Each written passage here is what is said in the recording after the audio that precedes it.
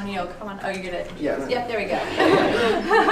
We're going to get the computer switched out and everything. That's all right. I just want to introduce Tony. So for those of you who don't know that we're connected to a bunch of different churches across the United States, and specifically we're part of a region of churches called Southeast Church Alliance, and Tony Pearson's one of the pastors in that region, and up in Blacksburg, there at Virginia Tech, a church called Ablaze, and so they've been there for 10 years. Talk's automatic. Dang it. Sneak preview. Yeah, that was good. But yeah, so he's going to be coming up and going through the first bit, so just make sure everybody knows. So we're doing the first bit here on campus, and then once we're finished up there, we'll be going back to our house, doing lunch, and kind of finishing up in the afternoon. So we'll kind of go from there as far as that goes. So Tony, I'll hand things over to you. Thank you. First of all, just to let you know, we're going to be doing a lot of things with one person beside you. So just keep in mind, if you want to partner with somebody for the day, sit right side by side, because you're going to just keep it moving. If you can just turn to the person and do your thing, practice the tools we're going to be sharing. So as we're going to be talking about these things today, this whole idea of change me, God change me, will you change me, is really at the heart of what's going on here. The lies we believe, the truth we want to believe. But if you'll bear with me through the day, you'll see how this all builds together with regard to how God could use these tools to help us help one another and help ourselves to grow more and more into the likeness of Christ, and to be able to understand the lies that Satan has given us and that we buy into. And I've been thinking a lot about that lately in terms of the reality is what I would love to just teach all of you is how to love God, abide in Christ, and listen to the Holy Spirit. If you did that every moment of every day, you wouldn't need any of these tools. Because as you're listening to the Holy Spirit, you just would be doing these things, right? Because He knows how to do them perfectly. He adores people. So sitting and listening to somebody who's struggling, the Holy Spirit can do that all day long because He adores people. But we have these tools. We have ways we can get better at walking along with the Spirit and helping people, because at the end of the day, we all understand that all of us have junk. Everybody has something. And what we want to realize today is Satan uses all those things to embed these lies in our minds, and we want to renew our mind by the truth. So how do we do that? And so what we're finding in the world of just counseling and talking to people is that one repeatable way to help one another overcome the lies of Satan is to be able to find someone you trust and who cares about you, and to be able to share your story in great detail. This is why therapy works, is because there are people trained to do that. But the reality is, for centuries, we didn't have that. What we had each other. And we didn't have such busy lives because there was no TV. You just sat around the table, or you sat around, you just had an opportunity to sit and talk and tell somebody your story. Or, here's the alternative, and here's what happened most of the time. People suffered in silence. And they just bore their burdens, and they bore their burdens. And then the Lord just did His work, and He does do His work. But these are just some tools to help join Him in that when it comes to other people. And it might help you even think about yourself. The other aspect of this that's going to be big and center is going to be respecting each other, respecting people. And you're going to learn how a lot of what we've tried to do to help people has not been respectful. You'll see that. And the other side is going to be empathy. And if we need anything in our world right now, it's more empathy. Because everybody's being divided, and you're in your echo chamber, and you can't hear and see things from other people's perspective. Because you just don't see it, you don't interact, you don't engage in that in general. I think I got a feeling that here you do try to do that more, but the cultures that we're in, empathy, there's studies University of Michigan is doing, empathy is dropping like a rock, generation after generation. And so we want to learn to be more empathetic and thoughtful of others. And by the way, when you're going to share the gospel with somebody who's lost, being able to put yourself in their place and understand where they're coming from will help you get them to where God wants them to be, right? So that's the nature of this. Let me just put this on and get started with the slides. Get our respect song here for just a second.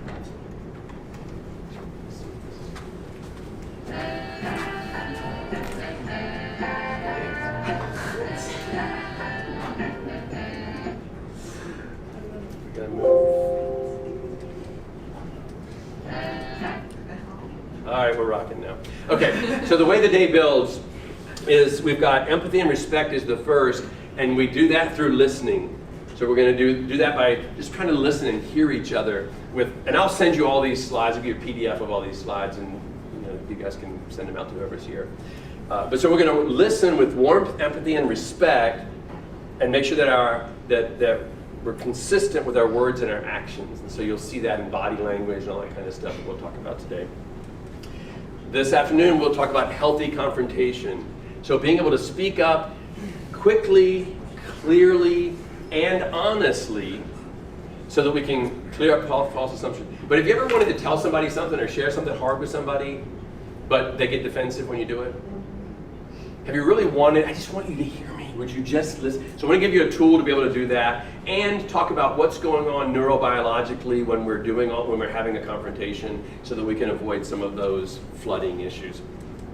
And then finally, emotional toughness. This is just renewing your mind. I do this with the Corps of Cadets, so that's where you're going to get a little bit of language that follows with that. But this is renewing your mind, and this is replacing the lies with the truth. So all this will build on itself throughout the day. How do I listen to somebody and be heard? And then how do I listen to somebody? How do I make sure I'm heard? How do I change the lies that I believed or help someone else even change the lies they believe into the truth of God? And so that's the process we'll go through. All right. So here's a kind of a how do we protect ourselves and so forth. What are some things that you're really open about? The whole world knows this about you, and you're very quick to share these things that you're open about. What would be an example of that? Faith. Your faith, okay. That's not everybody is open about their faith, but we are. Amen. What are other things that you don't mind if anybody knows? I love tea. You love tea. What you do for a living. I'm a nerd. You're married. How many kids you got? Everybody wants to know that. Yeah. Okay. How about some stuff that you're guarded? I don't tell everybody. These are some things I'll share with some people, but I don't tell everybody. You're kind of guarded about something. Maybe your finances, how much you make, or something like that. Maybe an area you're guarded. How about hidden? You know what? I know this about myself. I don't want anybody to know. What are Habits. your bad habits? Yeah. Yeah. Okay. This is going to come out today. All of Shannon's bad habits. What about sin in our life? Hidden sin, Yeah, your sin. You don't want to tell that. And there's another part of our life because we're broken that is unknown, and that's not even known to us until you start to walk through and share and talk and be in a safe place where you can process things. Because what we want to do is what we do in our heads is we process a lot of things in the in sort of the amygdala, the thalamus, the limbic system of our brain, which is the emotional part of our brain. So all that self-talk, you're no good, you're worthless, you can't do it, all that stuff is happening in our emotional part of our brain. The logical part of our brain, the prefrontal cortex, is where we want things to process because that's logical, and we can, there's things in there that you can think about, you can change, you can manipulate those thoughts. But then in the long run, you want to have your thinking be in both parts of the brain, right? You want your experiential, emotional truth to be the same as your logical, rational truth. That's the ideal place. And then when you respond emotionally, you're responding the same way you would respond logically. That's where you want to be. But we got to work on that. But there's some unknown places in our life. I've gone through this process with the Lord sometimes, and I'll get to something that, hey, I've been this habitual problem and struggle and so forth, and then I realize this is an issue from when I was 16. I didn't even know that. I didn't realize it. So Satan has got these lies embedded in our mind, and we're acting on them emotionally, even though we know that logically they're not true. And yet we're acting on them emotionally because we don't even know. He's poking us in places where we're not even conscious of why we're thinking that way. when you speak out loud, now you start having to use your prefrontal cortex to put words to your, why am I thinking that way? Why am I feeling that way? And now you can logically get to and uncover some of the unknown places. And it's so much easier to do with somebody that you care about and you trust, that cares about you and that you trust. Okay, so we want to be those kind of people, right? All right, the other thing we want to recognize is that everybody is messed up. Okay? Amen? Everybody's got something. If you didn't have anything, Satan would have no way to attack you and cause you to believe lies about yourself. Right? If you didn't have anywhere where he had any...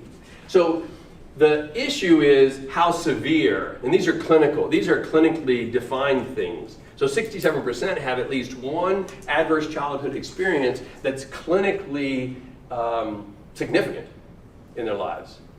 And then everybody has things that are, the different things that have happened to them. Some people, 40% have 2. And if you get to 3, 28%, like almost a third of the people have 3. When you get to 3, your brain formation actually changes. Your brain actually doesn't grow the same way as a healthy brain does. Especially if these things are happening between the ages of 8 and 12. So this is just, you want to recognize that about somebody. So instead of saying, wow, why is that guy always a jerk? Why is she always so mean? You want to say, I wonder what's going on there. I wonder what the hurt is. I wonder what's going on that's causing them to be hurting so badly that they would treat the rest of the world that way. They would treat me that way. They would say the thing they just said. And now you can start being empathetic.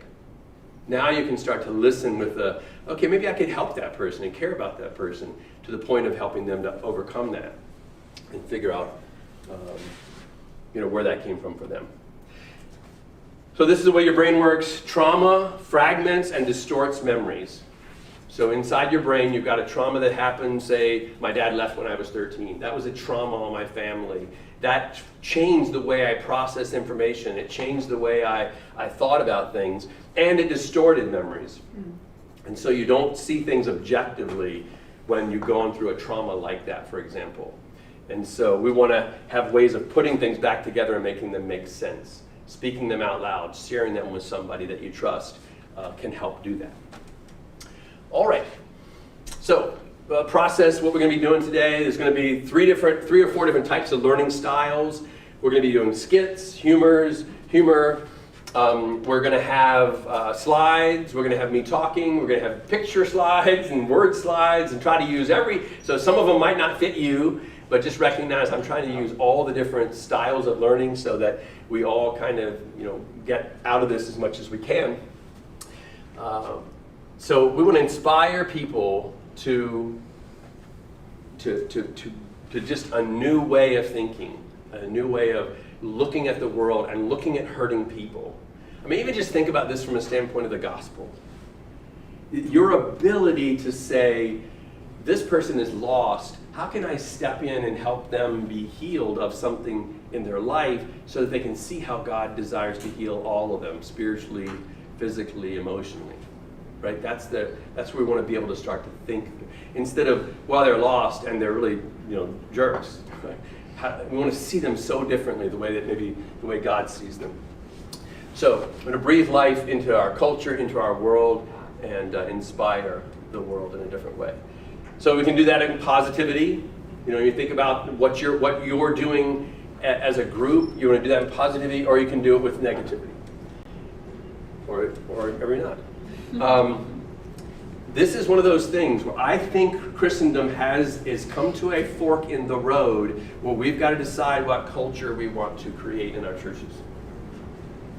If you're going to complain about all the stuff going on in the culture and all the stuff going on in the government and all the stuff going on in the world, it's miserable. It could be miserable. You can make yourself miserable and you'll have a negative culture. You just will. There's no way around it. That's just what will. But if you want to have a positive culture, then you start focusing on the little things of what's good. What has God done? I love this morning. What did God do? What has God done this week to remind you of his love for you? We got to remind ourselves constantly of that, to think more positively. Again, this is how do you look at the person?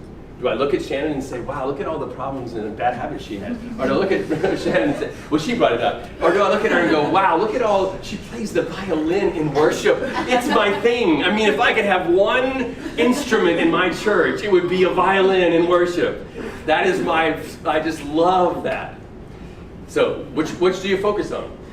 I tend to focus on the violin. But that's just the mindset. Is what is your mindset? And you got to catch yourself, because it's easy to get caught up in the critical, the negative, because that's what all the press gets money for, right? They make money if it's bad. They don't make money if everything's going wonderfully. So, what would it inspire you if you saw more, if you're at your church, on your campus, if you saw more of something? What would that be? What kinds of things, if you saw more of something on your campus that would inspire you, what would that be? What kind of things would that look like? Or even in your church, what would it look like? Say it out loud to you. Yeah. We're just interacting. For me, it'd be like people taking the time to like get to know beneath the surface of other people. Yeah. Amen. Anybody else? Looked around, you saw more of something. Like acts of kindness, as far as Yep. like, yeah, just going out of your way. Just to saw be people kind. helping Yep. each other and doing nice things for each other. That would be very inspiring. Okay.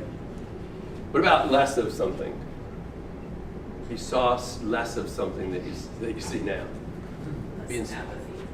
Okay. Yeah, less apathy would be good. What would that look like if there was less apathy? How would it manifest itself out in the culture? So you're on campus, you walk along, and you see somebody that's less apathetic. Like the opposite is more commitment to something. Yeah, more committed. So you'd see them engaged. Like committed You'd see them to more positive. Yes, you see them engaged in something positive. Okay, that's good. Yeah. Instead of I don't care, that's the rest of the world. Okay. Which would mean more work, thinking about other people. Okay, I like that. Complaining. Less complaining, yeah, grumbling and complaining, yeah. You're not grumbling and complaining, be like stars that shine. I mean, in this culture, you will be like stars that shine in this crooked and depraved universe if you complain less. you will stand out if you complain less.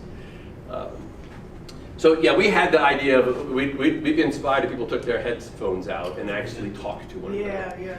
If they're sitting on the bus, just seeing strangers get to know each other. That was the kind of stuff that we also said if we saw less suicide attempts, less people trying to, that's what to be comes from. We choose to be instead of not to be. That's this idea of, yes. More inspired to see us hurting. Less people hurting, yeah, absolutely. Amen. Okay, so we can do some stuff about that. We can be part of that process. So let's just delve into the kind of things we can do. Again, we said earlier that this is going to be a lot about respecting people and showing respect. So what inspires respect to you? When you think about respect, when you receive respect and when you give respect, what does that look like? Trusting someone? Trusting someone? Yeah, trust, yes. Listening to somebody. Listening, yes. I respect you enough to have actually listened to what you said, okay? What else shows you? Yeah. Seeking to understand them. Seeking to understand you. I want to see what's going on in your mind. I want to see the world from your standpoint. I'm spending a lot of time with a young Muslim guy. He's a very devout Muslim. And what I'm trying to do is I'm trying to see Islam from his eyes. Of course, I want to introduce him to Jesus when he's ready for that. But I want to just understand him first. Yes? Being willing to make time for people. Yeah. Yeah, it's very respectful to say, okay, I value you enough to make time for you. Very good. Somebody else have one? Yeah. Admitting when you're wrong. Yes. Oh my gosh, yes. Yeah, I mean, we're all wrong but not everybody's wrong. My wife wasn't wrong for 30-some years. But she really wasn't. That was the problem. The first time she was wrong, and we've been married for like 30-some years by the time she was wrong the first time, it rocked my world. I'm like, I don't know, I don't know what to do. She's getting older. I'm really not lying. I'm telling you the truth. Yes, did you have something up there? Sorry, I forgot. Okay, no worries. So. No worries at all. But I want to be respectful and see, because you had raised your hand. There we go. I had something to say, then I forgot it. No worries. So this is the one thing that we say, and I can even do this in a Corps of Cadets time when I'm doing this. In our cultural or religious community, we believe that we are supposed to pay respect to everyone, pay proper respect to everyone. 1 Timothy says, pay proper respect to everyone. That everyone deserves respect because of the dignity of being a human being, right here on planet Earth with us. So that's the beginning. Now, do you trust everyone? Well, no, people can lose trust. They can, but respect is just something that you give one another because you're a human being. And that's just out of that dignity. So this is one of the things we want to make sure that we're doing. The next thing is going to be, okay, when are we not showing respect? When is it not respectful? Yeah, this is Maya Angelou. I respect myself and insist upon it from everybody else. Don't you do that? I respect me, and I expect everybody to respect me. But are you willing to give that to everybody else? And so she says, yes, I got no choice. I got to do it to everybody else too. Even when you disagree. I got accused, and I don't know if this is, you can decide on your own. I got accused of being so focused on empathy that I couldn't differentiate and tell what was evil and what was not. And you know what, I think that was I think they were trying to be an insult, and I said, you know what, I think I'll actually take that as a compliment. I think I'll take that as a compliment when I recognize that there is true evil in the world. There really is. I know that's the case. But I would rather be on the side of, I don't know, maybe this is something going on in that person's life that I don't know yet. And I ought to just listen and try to figure it out without labeling and identifying and pigeonholing somebody before I even get to know them. And so I hope I can know real evil when I see it. But anyway, so this idea of just paying people respect and just trying to get to understand what's going on. All right, so there is a way to be disrespectful, and when it comes to listening to one another, there are a variety of ways to do this. I need a bunch of different players here. You're gonna all come up. I need 1, 2, 3, 4, 5, 6, 7. I need 7 people to come up and get one of these. Maybe let's try to let the tall people do this first, okay? Hold on just a second. You can read fine? And can you act? All right, come up here and get one. All right, I need 6 more people. Just come and get them, Just get one. There's props and scripts. Props and scripts, yep. Just grab them off the table.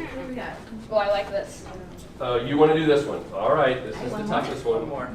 You're first. And then everybody just grab one. Just grab a stack, grab your skid, grab your props. Skid and props. All right, this is supposed to be, again, it's a little bit of humor, but it's also...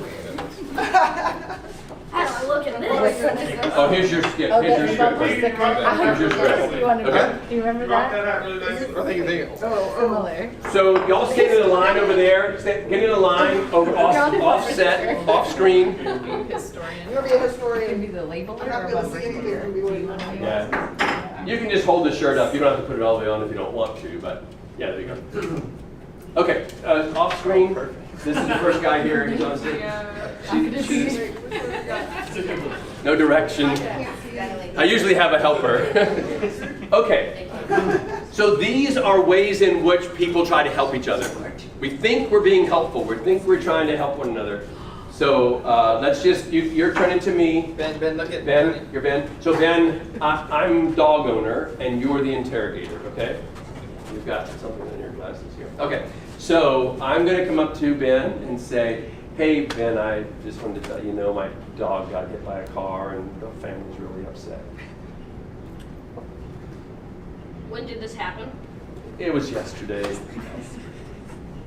How long did he live? Until yesterday. How fast was the car going? Fast enough. Well, what was the official cause of death? Steel belted radios? Was he insured? Is that a thing? All right, very good. Okay, you can take your props off and put them back, and the next person come up. So he was interrogating. He was, okay. Hey, I just wanted to let you know our dog died the other day, and our family's really upset. Forget about that dog! He's dead, that's it! Quit moping, go to the pound! Get yourself a new dog! What are you doing? Stop it! Let's go! And this time make sure you get it on a leash! Got it? Yes. Why are you standing here? Get out there!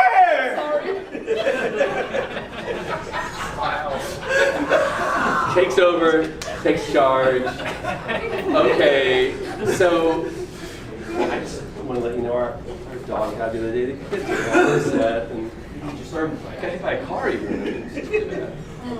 Well, you know what they say. Here today, gone tomorrow. No pain, no gain. Into every life a little rain must fall. True. Oh, well, I've got to go. Time is money. See you around. Oh, I just wanted to let you know that our dog died, and the family's really upset. Oh yes, and I'm so sorry. Why don't you and your kid come over to my house tonight? I'll fix a nice dinner and wonderful dessert to take your mind off things. You can play some board games and maybe even watch a movie. I've got a great family movie about a boy and his dog. It's called Old Yeller. It might start to get dated, huh? Yeah. Hey, I just wanted to let you know that our dog died, and the family is really upset and kind of bummed. Fine. Well, you're showing all the signs of PTLPLS, post-traumatic post-loss syndrome. Thousands of people lose their pets every year due to accidents of illness. True. People around them don't take the trauma so seriously. The good news is that if you see a therapist, you have a 50% chance of getting back to normal in a year or less. That's what the doctor on TV said anyways. Okay. All right. That was really helpful. It's getting better and better.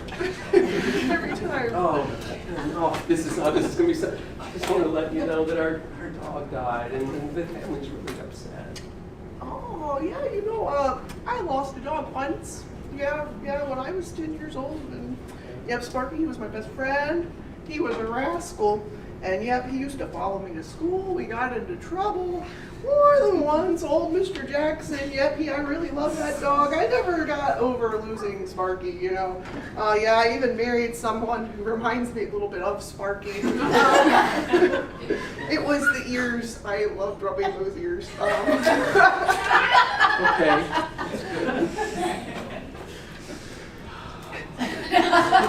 Hey, I just wanted to let you know that our dog died, and we're kind of all upset. How did you let that happen? Now, you should be ashamed of yourself. It's your responsibility to keep control of your dog. It's negligent to let your dog run on the street. It's a miracle the driver didn't get killed. Obviously, you're not cut out to own a pet. Clearly. All right.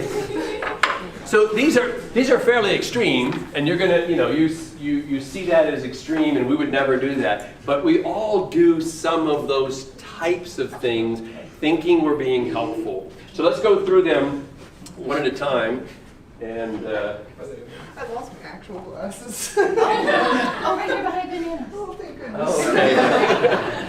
This was going to be it for her. Done for the day. So these people are, really they're showing a level of disrespect for people, and we'll see what that means. Of course, it looked like it over the top, you can see that. But look at this. The interrogator asks questions. I want to know what's going on. Let me know. Tell me. Focuses on the details of the event, which is what, our police officer did. They're satisfying their need to know the facts. If somebody's trying to get over something, who needs to understand what's going on? The person. They do. They don't need you to fix their problem. They don't need you to know all the details so that you can tell them the solution. That's why we do this a lot of times. We interrogate, we ask question after question after question after question so that we can understand for the purposes of being able to fix them or solve their problem. It's disrespectful to think they can't solve their own problems. So that's where you really want to get to, is where I'm trusting that God can work with you, on you. I can just be here to listen. All right, the next one we saw was the judge. Blames, shames, condemns. I can't believe you did that. We do this with our kids sometimes. Oh, you know better. We would never do that. We don't do that kind of thing. Finding fault, rubbing their nose in it sometimes. We do that with friends and people who do stupid stuff and mess up. And a strong need to punish the person so that they'll stop doing whatever it is that they're doing. The general takes charge. He was a little over the top this time, but the general takes control. He wants to fix it. He wants to take over. How many times do you find yourself in that world where it's like, listen, you just keep having this problem. Let me just fix it for you. Let me show you. You do this, you do this, you do that, and you won't have this problem come up again, okay? Fix it. Do these. But we do that. But it assumes personal responsibility for the other person's issue. It doesn't leave the responsibility on them. It's their issue. The next one is the sweetener. Attempts to cheer them up, soothes away. Let's just not think about it. Let's do something else instead. We're going to distract you from your pain instead of dealing with it. What's the main way? What is the main way we do this in ministry? This having you over for dinner is a good way. Trust Jesus. Oh, well, that's a bumper sticker. That's going to be one of the bumper sticker ones. Absolutely. This one I think is, well, let's go have coffee. Let's go have tea. Go have tea and coffee and just be soothed and mellowed and stuff. We can talk. What's wrong with that? Would that be a wonderful thing to go have tea or coffee with the person? They want to do it now. Yes. They just opened up to you. Don't try to soothe it and calm it and put it off. Talk to them right then. And with this stuff that we're going to give you in the next few minutes, just engage with them. Don't try to distract. The labeler diagnoses the problem, oversimplifies it, puts a label on it, and then, this is how you deal with it. And I have to confess, I think this is one that I did. I'm kind of in this category that, Satan has like 8 or 9 plays that he runs because they all work. And I'll be like, okay, he ran play number 3, he ran into the left, and you're bought into it. This is what you need to do to deal with that, because this is how you overcome that play. And that's probably an issue that I had. But this is, again, not a healthy way of helping people. Just putting a label on something doesn't really, you're dealing with this. This next one's an interesting one. The historian, focus on the past, just in the present. They focus on their memories, and it becomes about them. What are we told to do historically when it comes to trying to listen to people and help people? What is this? We're trying to sympathize. To sympathize and relate and identify. That's what we've been told, and we bought into that, right? Here's the reality. What happens is that when you do that, it is so hard to mirror exactly what they're going through. That's one. And 2, they don't care what your problems are. They don't care that you've experienced the same thing. They want to just be heard. They want to be heard. Now, at some point, you might really tentatively share a little bit, but this is not how you start, and this is not where you go, and it's not about you. I had a guy, this is the most extreme experience I've seen of this. There were 2 cadets. One cadet was in the Navy trying to get jets. He wanted to be a flyer. The other one wanted to be a Navy SEAL. I've been working with both of the men, and so I knew their situation in real detail. And so the guy was saying, the Navy SEAL guy, he was saying, yeah, I realized I just have to give up. I'm not going to be able to be a Navy SEAL. It's just not something I'm mentally and physically cut out to do. And so I'm just finally laying down this dream, and I'm moving away from it. The other guy, the guy that wanted jets, was at the table, and he said, "Oh man, I know exactly what you mean. I know." So I was waiting for them to give assignments, and that week before they gave assignments, I had to finally just lay it down to the Lord and say, "God, if I don't get jets, that's fine. If I do, I'll whatever. But it's yours, God." And so he was trying to identify with the guy. Well, guess what happened at the end of the week for the jets guy? He got jets. He's in flight school right now in Florida. He's getting his dream. And he already had known that before this conversation. His situation was nothing like the other guys. And you just don't know, even if your situation's identical, how you're processing, how they're processing. There's so many variables that make their situation unique. So now I'll be talking to somebody, I'll find out that their parents are divorcing or whatever, and I might wait 45 minutes into the conversation to say, you know, everybody's situation is a little different, and I know that. I just want you to know that my dad left when I was 13. And so, you know, again, I might not be the same as yours, but I kind of have a little bit of an understanding what that's like. But that, instead of leading with it, say, oh yeah, no, I get the same thing. I had the same thing happen. My dad left too. And that is what we typically try to do to identify. Not a helpful, the bumper sticker. Oh my gosh, we Christians are terrible at this. We're miserable at this. What are examples of ways in which we do this? The trite answers, the genuine. Quote a Bible verse. We quote a Bible verse. Here's the truth. Fix yourself. You just let it. That is so disrespectful, because the person needs to be able to share and say what they're doing. What was your answer? Trust Jesus. Trust Jesus. Oh, just trust Jesus.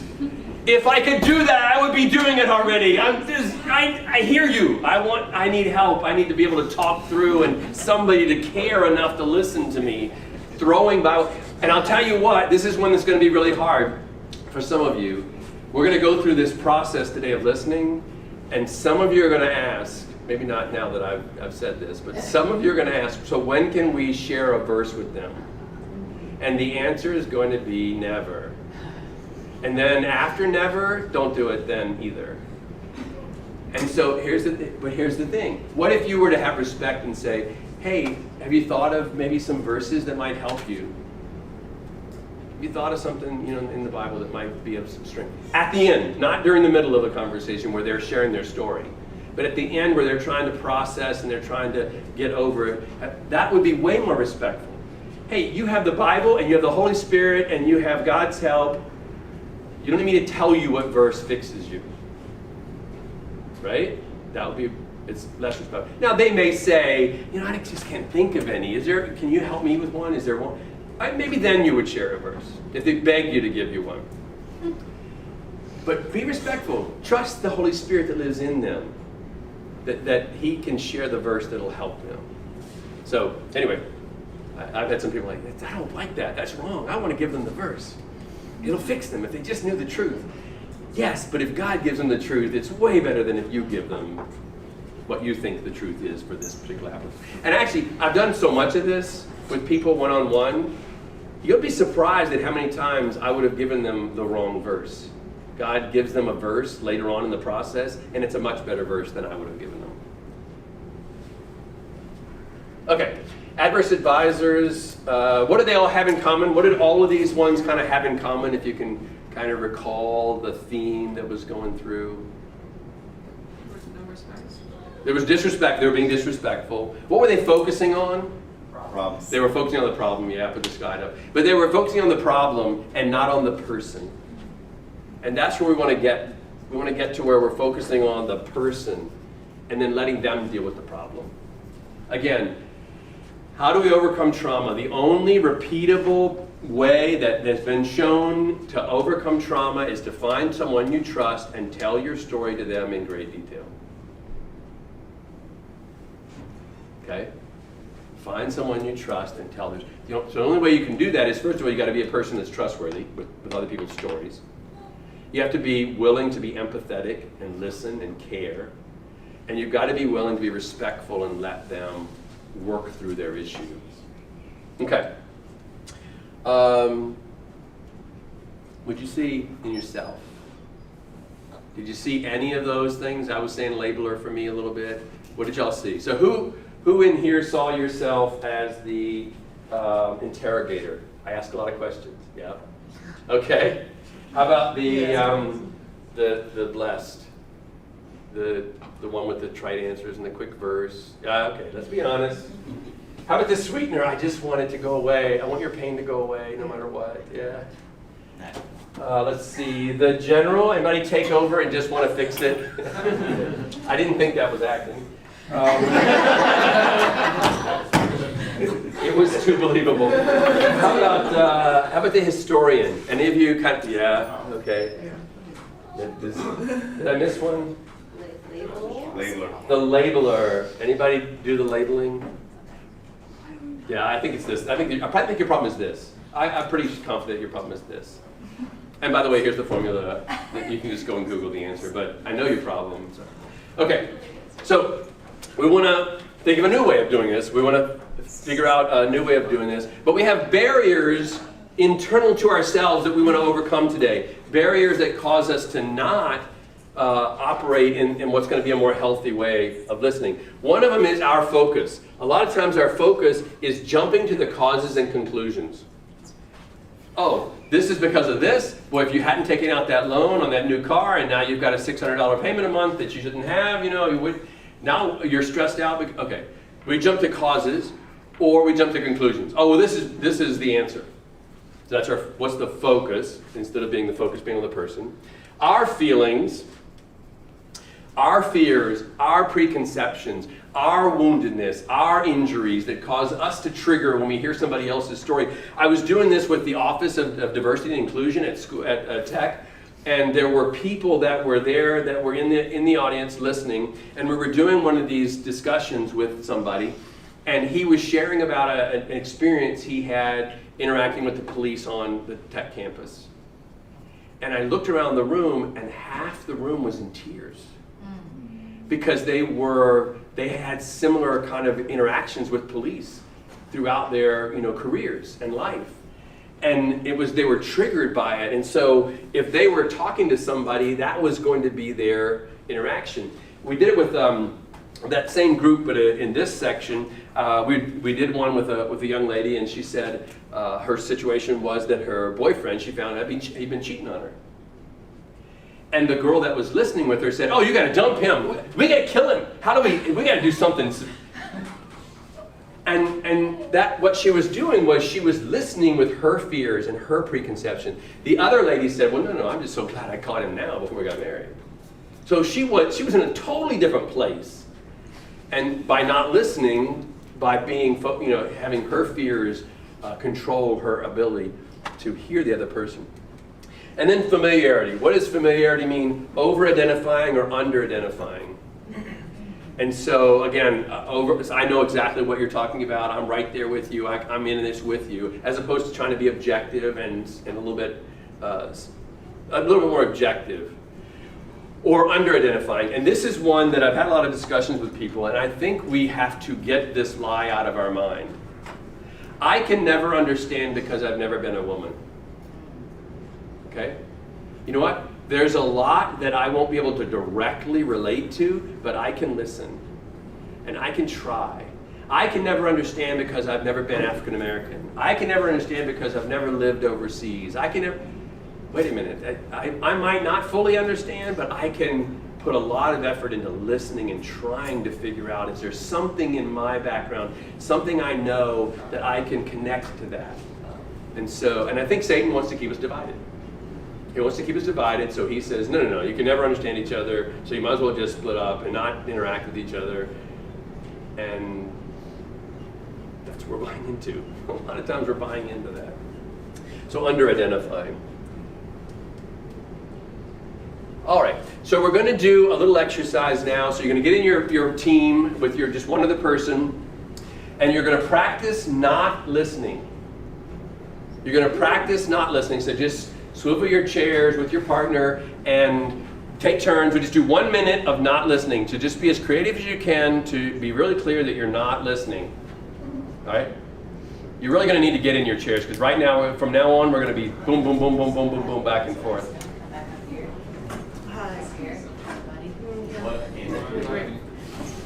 All right. Hold on, just 1 second. We're going to. It's really going to be way easier the rest of the day if you're sitting right beside the person. And there you go. Okay, so the person on the left, you're going to share something that's that's kind of a little bit important to you. And then the other person is going to not listen for a minute. Okay, set, go. Yeah, I've been really stressed out about me. Got a lot going on. Sorry. Mine's all over the place. Is this person? Yeah. Is he there? Either one, it doesn't What kind of matter. exam was it?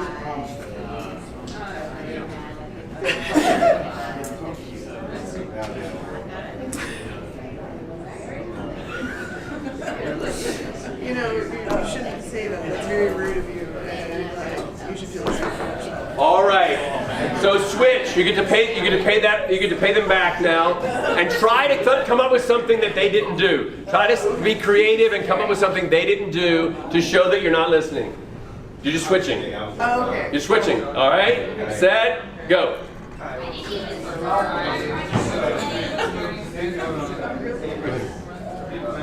Oh wow. Yeah. What did you have for dinner last night?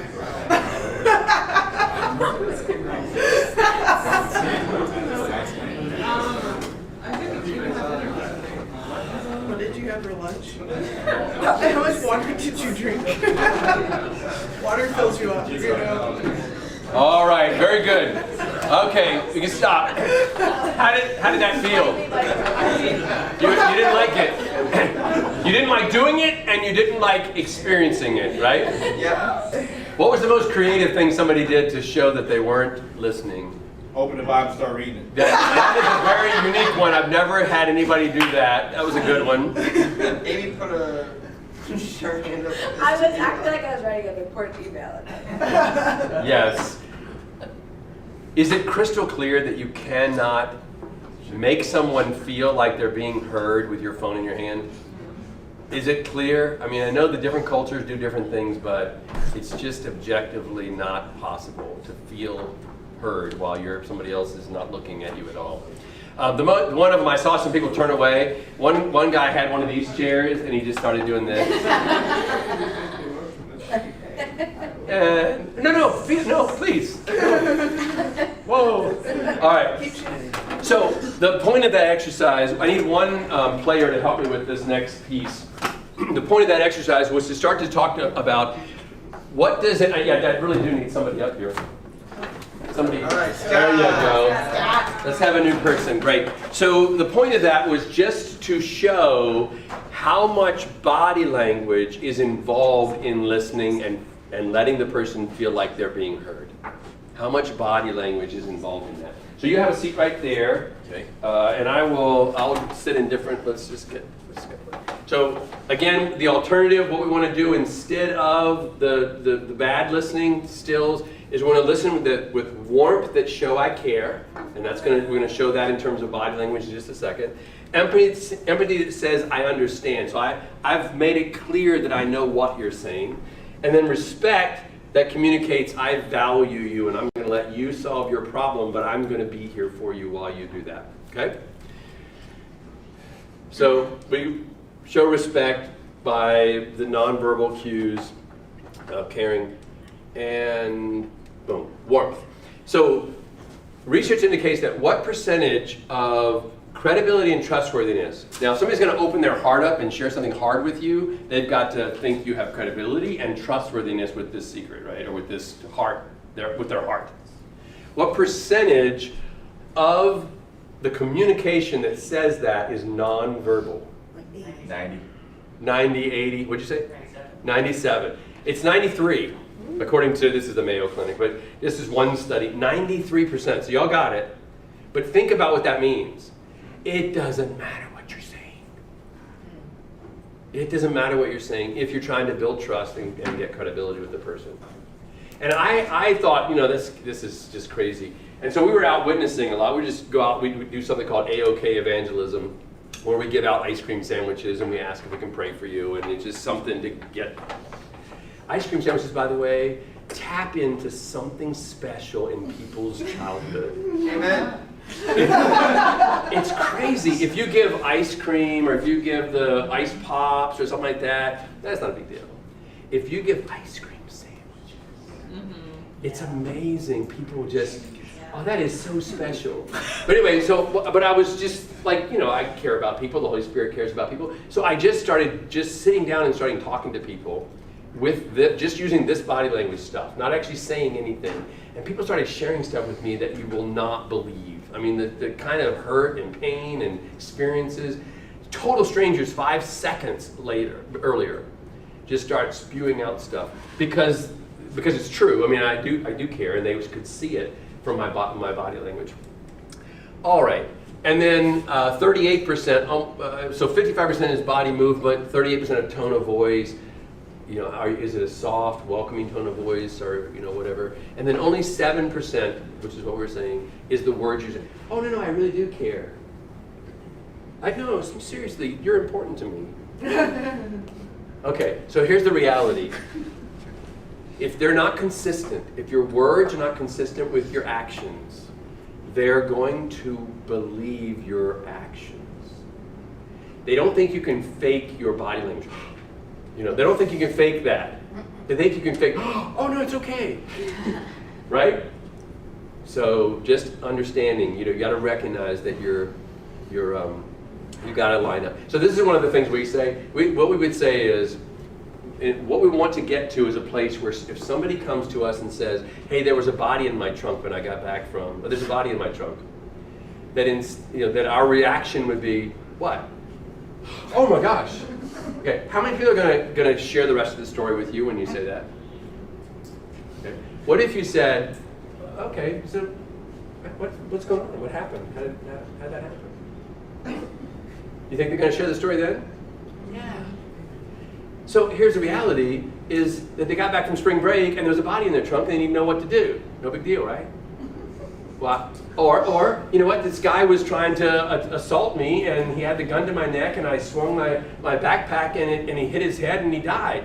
Okay, well, we've got to work on that. I want to help you with that. Hey, you know, this is somebody was stealing my girlfriend and I just plotted for a month, you know, and I actually whacked them off there in my trunk. Okay, but here's the deal. Do they need help? Yes, to turn themselves in and, you know, go to jail and stuff like that, but they still need somebody to care about them. So if your reaction is, oh my gosh, you're not going to be the person to help them. So can you hear hard things? And people do this to me all the time. They try to shock me. I don't know if they do that with you guys. You know, oh, we ended up sleeping together. Yeah, you got drunk. I get it. You know, you were mad. You got drunk, and you guys slept together. I get that. I see how you got there. How do we make sure that never happens again? But they're trying to shock me. And oh, he's going to say, you know, you're a terrible sinner. You know, you can get out of here. You can't be part of our church. You know, and that's not where we're going to be because we want to help people. All right. Oh, this is a State Farm commercial. You're doing fine. This is interesting. You all might have seen this. Is this my car? State Farm knows that for every one of those moments, this is ridiculous! There's one of these. Is this my car? What? This is ridiculous. This can't be happening! This can't be happening. Oh, it's happening, sweetheart. Oh, it's happening, sweetheart. Shut up! Shut up! That's why State Farm is there. What a day. With car insurance for when things go wrong. What a day! But also here, to help life go right. Exact same State words. Farm. Exact same words. Okay, so this is the acronym or whatever it's called, acrostic for how we show warmth. All right. The first one's going to be sensitive seating. So that's what we're going to do here. So you've got somebody who wants to share something hard in their life. How is this for sensitivity? And, okay, the problem is it's too far away. Okay, just swivel your chair 90 degrees, out to down. All right, how about this? We're not. Yeah, there's no eye contact. There's no engagement. We do this a lot, right? You sit on a park bench or you sit in a car. Sometimes that can be okay because you feel a little safe because the person's looking at the road. That's better. But the driver. But it's not as warm as it could be. It's not as helpful. How about turn around to me again? How about that? Is that pretty good? I'm engaged. I'm there. A little too warm. Too warm. Yeah, seriously. The issue with that is it's confrontational. So straight on each other is confrontational. There's other things. If you've got something in, that's in between you, if you're anything that you're kind of desks. I had one person, and she's ended up being an instructor for us, so she got over this. But she sat like this. She sat like that every time she wanted to have a heart-to-heart with somebody. What is this communicating?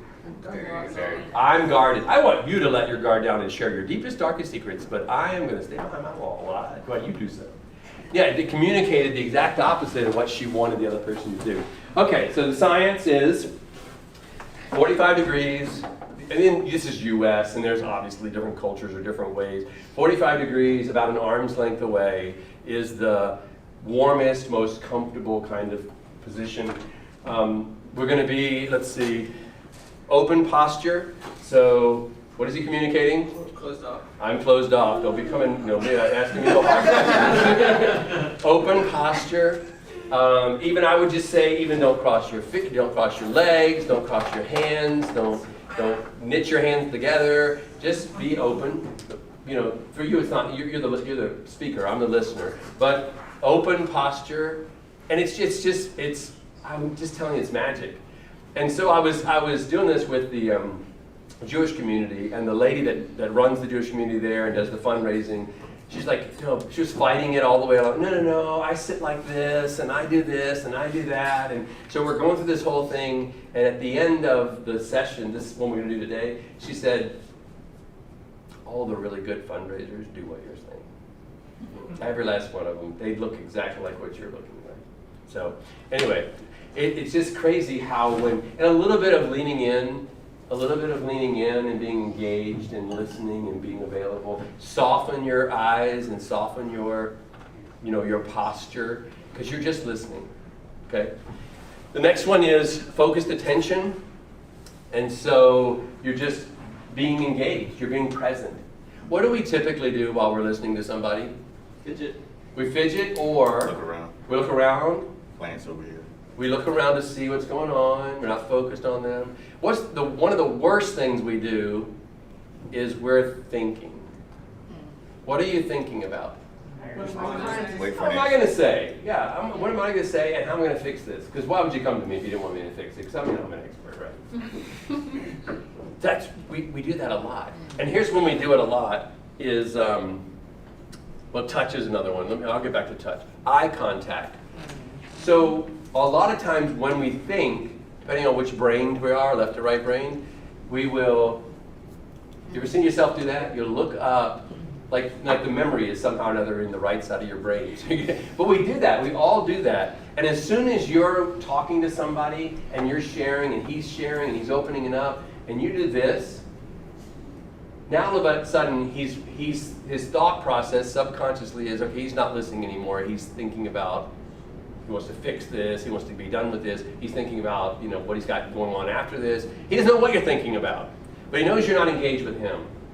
And the other reality is that when you're telling a hard story, what are you going to do? You're going to do the same thing. So what if I turn, you turn away and then you come back and I'm not here, right. I'm gone, So stay engaged and then let him look off, but not staring, but just engaged and soft. I had actually somebody that was, been a pastor for a long time, and I was doing this with him and he kept looking away. And I'm like, what are you doing? He said, no, I'm doing it on purpose so that I don't look so intense. Like, dude, no, you're communicating. You're communicating to me that you're really not, your mind is somewhere else. Okay? Touch. So, we can be done now. Touch is an interesting one for Christians. There is a lot of neuroscience behind the value of touching something or someone, like a dog or something, to relieve stress. Okay. What is the purpose of this listening session? To get to the place they need to get to understand what it is that's causing them to do that. What does touch do? It stops the process. It's soothing. It makes them feel better. It takes the pain away, but it doesn't allow them to actually share their story in great detail all the way to the end. And so be careful about that. Just be careful not to touch during once the discussion is over, they've gotten to the place, they've cried it out, they've figured out, oh, this is when that happened. When this thing happened in my life, and when this person said this about me, I believed it, and here we are 20 years later, and I'm still believing it, and I see when that lie got implanted, and thank you, and God, what do you want me to believe instead? And okay, got it. Now we can hug. Now we can touch all, just appropriately. But touching and letting them pet a dog or any of those things short circuits the process of going to where they need to go to get through to the breakthroughs. And so just be careful about the touching. accommodate differences. The Catholic student director, he has a couch in his office and a chair like this. He sits on the couch and he lets the other guy, the other person decide where they want to sit. So he accommodates differences by doing that. 98% of the time the person sits an arm's length away and 45 degrees. It's just so natural. We don't even think about it when we're sitting in that kind of a comfortable situation. But I like that. That's kind of a neat. All right, and the last one is relax. Relax. Chill out. You don't have to solve their problem. You don't have to fix them. That's on them. Have respect for them enough to let them fix themselves. Just all you're doing is listening. So you don't have to think about what am I going to say next and what's going to fix this and which verse is going to... You just relax. Be present. All right. So how do we do that with a little more skill? We do that with respect. Okay. What comes next is research indicates the critical step in communicating respect is to show accurate understanding through empathy. So what is empathy doing? Empathy is saying, okay, I've heard what you're saying. Is this what you mean by that? Is this what you're feeling? Am I getting that right? That's showing that you're really empathetic. You're where they are. So this is a cute little video, but it's pretty powerful.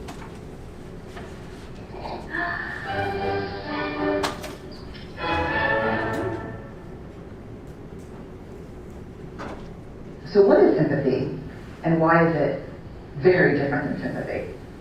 Empathy fuels connection. Sympathy drives disconnection.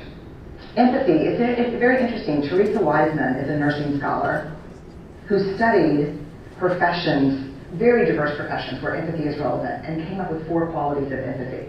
Perspective taking, the ability to take the perspective of another person or recognize their perspective as their truth. Staying out of judgment, not easy when you enjoy it as much as most of us do. Recognizing emotion in other people and then communicating that. Empathy is feeling with people. Feeling with. And to me, I always think of empathy as this kind of sacred space when someone's kind of in a deep hole and they shout out from the bottom and they say, I'm stuck, it's dark, I'm overwhelmed. And then we look and we say, hey, I'm down. I know what it's like down here. And you're not alone. Sympathy is, ooh, it's bad, no. You want a sandwich? Empathy is a choice, and it's a vulnerable choice, because in order to connect with you, I have to connect with something in myself that knows that feeling.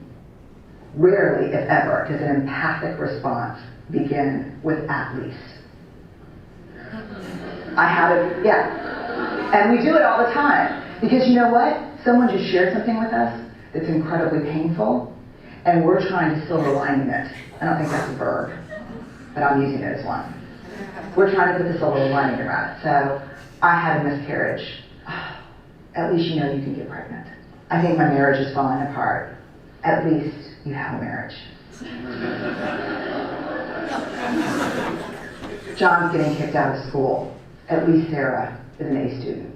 But one of the things we do sometimes in the face of very difficult conversations is we try to make things better.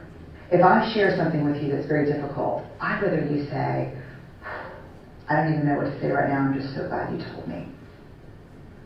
Because the truth is, rarely can a response make something better. What makes something better is connection. So this is what the idea of listening and listening well is really all about connecting.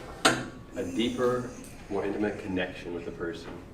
So, again, you're going to listen in a way to seek to understand. The Chinese characters for the word listen, this is the old Chinese, not the modern Chinese, but the old Chinese was, it had the eye, the ear, and the heart were all part of the word listening. So it's kind of a lot more depth. Can I read this for us? I speak because I know my needs. I speak with hesitation because I know not yours. My words come from my life's experiences. Your understanding comes from yours. Because of this, what I say and what you hear may not be the same. So if you will listen carefully, not only with your ears, but with your eyes and with your heart, maybe somehow we can communicate. You've got to understand, everything they're saying with their whole context. And you're hearing with your whole context. The odds that your context and your background, your everything else is identical is 0. So the chances of miscommunication are high. And so you've got to really pay more attention when we listen to one another. And this is another key, and I don't think I have to say this to this group, but this is not something you can fake. You can fake it for a little while, but this is something, if you really want to help people, you have to have a genuine interest in them. They're going to see the insincerity at some point. So what are the essentials of listening? So this is the tool. This is this morning's tool, is these 1, 2, 3 here. The first one is registering the emotion. I sense this is the emotion that you're dealing with. Mad, glad, sad, afraid, ashamed, alone, and confused. Those are kind of the emotional categories. And then the second one is recognize the thought that's connected to that emotion. Okay? So you're upset because somebody cut you off in traffic. Okay, great. You got it. You're seeing the thing, where I am. And then you're going to do this tentatively. So instead of saying, oh, you're upset because somebody cut you off in traffic, you're going to say, oh, it seems like you're pretty upset because somebody cut you off in traffic, with a question mark at the end. Now what that does is, now you're not taking over. You're showing respect, you're letting them guide, and they may say, no, I'm not really upset, I was scared. Okay, so now you're learning more about what they're really feeling by not taking over and saying, oh, you're this, by doing it tentatively. So all the steps, every one of them is going to be tentative, including the confrontation. All right, so starting tentatively, if I'm hearing you correctly, sounds like, seems like, those are the words that you'll use. And they're all just coming by themselves. You want to use a different word than they use. So if they say, if Shannon's telling me the story and she says, this guy cut me off in traffic and I'm so mad that he cut me off in traffic, don't parrot them, okay? You're mad? It sounds like you're mad because somebody cut you off in traffic. Okay, what you're saying is, I heard your words. I heard the resonant frequency and, no. What you need to do is hear her emotion. So it seems like you're upset about and the thing, what you're connecting it to, that can be the same. You can use the same words for that, because somebody cut you off in traffic. So it seems like you're pretty upset because somebody cut you off in traffic. Yes, I am. I really am. And then you can start to gauge, how upset is she? Okay. In the context of that, be careful not to do the, we need to kill him because he's cheating on you. Try not to go over the emotion they have. Don't lead them into more anger, more loneliness, more discouragement. Don't lead them to a place that they're not. So, but you want to try to figure out what they're really feeling. So it's kind of start in the middle. Use words that are kind of in the middle. And that just reminds me of something that I don't know if I have here. Let me see. Okay, so as you're doing this, you're being tentative. Seems like, feels like. So here's an example. I'm so frustrated, no matter what I do, I can't please him. So somebody is going to be the listener here. How would you respond back to this person? You're listening to them. You want to do so with warmth and empathy. How would you do it? Seems like you're pretty angry that you can't figure out how to make them happy. Yeah, it seems like you're pretty angry that you can't figure out how to make them happy. All right? He responds back, no, I'm not angry. I want to. I just don't know how. All right, now what would you say? Mad, glad, ashamed, afraid, confused, or alone? Sounds like you're confused. Yeah, it sounds like you're confused about. You're not sure what to do. Don't know what to do. Okay? You see the difference? It's so funny because I had a man and a woman here, and the Office of Diversity and Inclusion, they were like, "Oh, that's classic. That's classic. The woman can't please the man." like, no, the reality was this guy, every husband I'm talking to is desperate to figure out how to understand and please his wife. It's not like, it's just a different dynamic in different cultures. So those are y'all got that right, and then I'm trying so hard I'm not getting anywhere, and so it sounds like you're pretty confused. Yeah. So, but again, the certain words, frustrated can be both of those. And that's the danger of saying, oh, you're mad. So what you want to do, there's when we've done this before, we use like, when I have a helper, I'll scratch their back. And so you know, what happens when you scratch somebody's back? It's over to the left a little bit, you know, down a little bit, right? They help you if you're trying. This is what is going on here. If you like tell them, no, I'm scratching right here. No, I'm scratching right here. This is where I'm scratching. Then you're not giving them a chance to guide you and direct you. If you're tentative, then that says, oh, yeah, it's over here. It's a little bit this way. So let them help you. And so your goal is to show respect and to earn their trust. Everybody thinks that the goal here is to understand. That's not your goal. You're going to try to understand, but your goal is to show respect and earn their trust. So they'll keep sharing their story. You don't need to understand. You never need to understand. If you never understand and they go away going, oh, I got it, I figured out what God wants me to do, then it's a win, right? That's a win. If you never understand, it's okay. So just keep that in mind. This is just to give you a little bit more brain science, because I love brain science stuff. This is going to be the example of your brain stem, all right? You've got your prefrontal cortex up here in the front of your brain, and in the middle you've got your limbic system, your amygdala, your thalamus, your hippocampus, and that kind of stuff. All right, here's what happens. So when you flood, so you're overwhelmed by something, you flip your lid, okay? That's the idea. You flip your lid, and when you do so, the rational part of your brain is up here, right? Up here at the top. Your emotional piece is in the middle. Here's what's happening. You've seen something that's overwhelmed you. It's triggered an emotional response, maybe from your history or from whatever, and so you flip your lid, and now here's what your amygdala does. This is called the amygdala hijack. Your amygdala says, stop sending blood to the prefrontal cortex and act. Run, hide, fight, flee, yield, do something to protect yourself. Ball up in a ball, do something, but do not think. Because you don't have time to think. Okay, when you're dealing with somebody you care about, and y'all are having a discussion or a struggle or a problem or whatever, what is the last thing you want to stop doing? Thinking. You don't want to stop thinking. You want to be engaged. You want to be there. You don't want to be just acting emotionally all over them, right? And so this is what we're going to try to do. When you can help somebody put words to their, I'm so mad, I can't believe that guy cut me off in traffic. What you want to do is to help them start to re-engage their prefrontal cortex and not be living in their emotions. And what that happens is when we say, well, it seems like you're pretty upset about them cutting you off.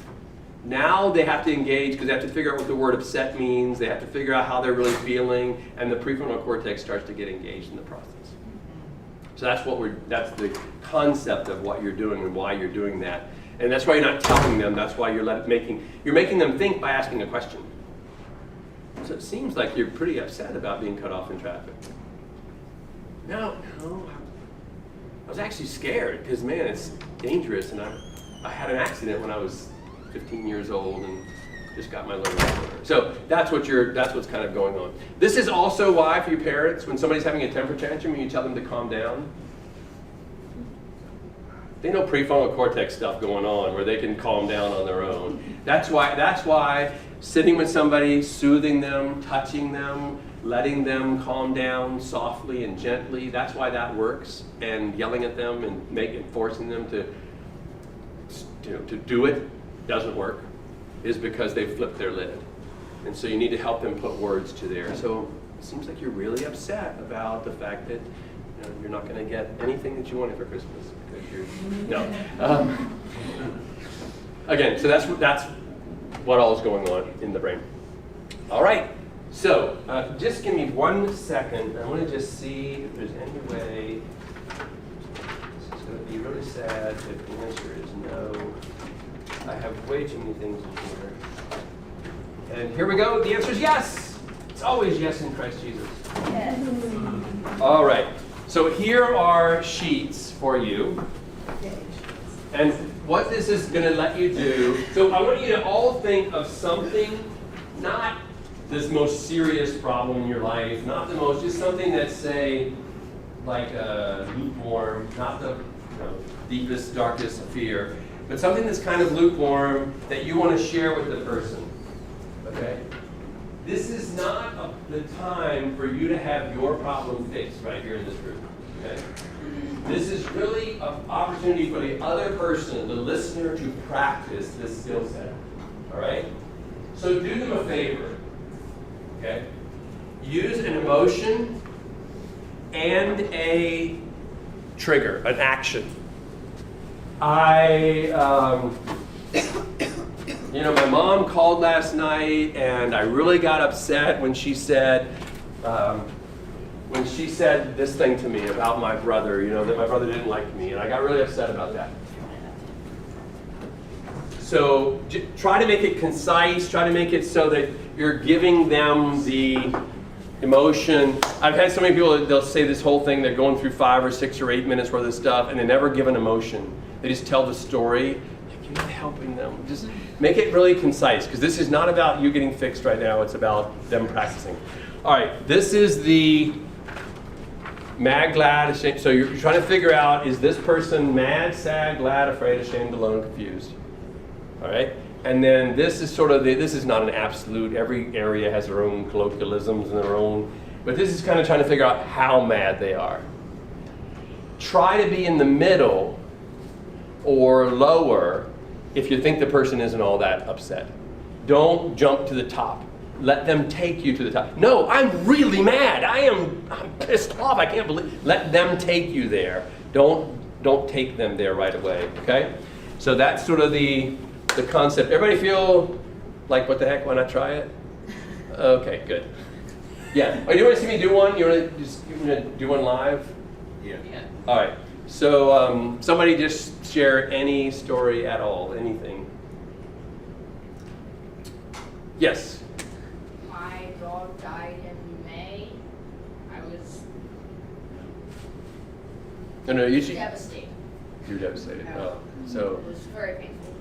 So it sounds like when your dog died, it was really hard on you, really difficult. So I'd known her for 9 or 10 years. Absolutely, I understand. Okay, so that's what you're doing. That was great. Thank you so much. That was really good. That was really good. I appreciate you sharing that. So he started off, and he told me all the way to the bottom. He shared really clearly how hurt he was, and so I was able to follow him there. So that's what you're going to try to do. And of course, if you're wrong, if you're not at the right place, let them take you there. Try to keep the biggest thing, if it can teach you nothing else this whole afternoon, tentative, tentative, tentative, tentative, tentative. Okay, give it a try. So just pick one of you go first, and you go switch. Just make it a few minutes. You don't need to go real deep.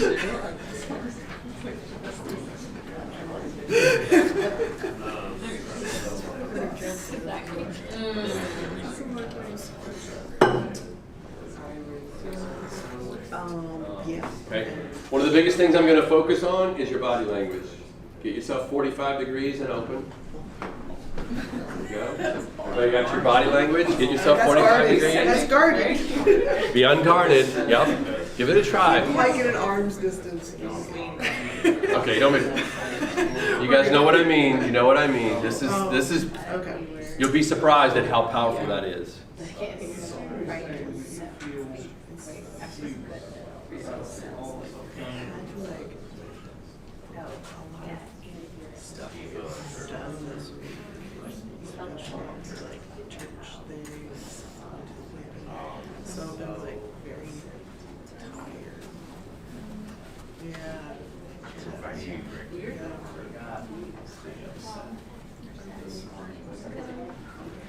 Great. I do. I was thinking this might be kind of hard one. No, I like it.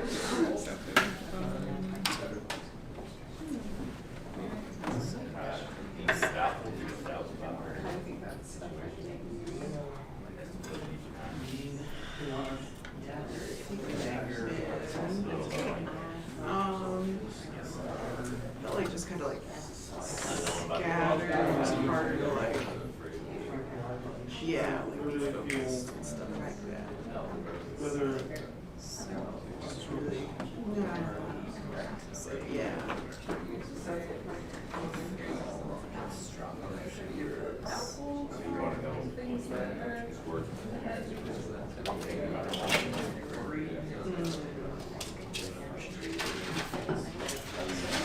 Yeah, I think doubtful or like, I feel like I'm gonna go hard one. Doubtful, also I'd say like pessimistic. That's a little, that might be a strong word for it, but like just kind of not confident. Yeah.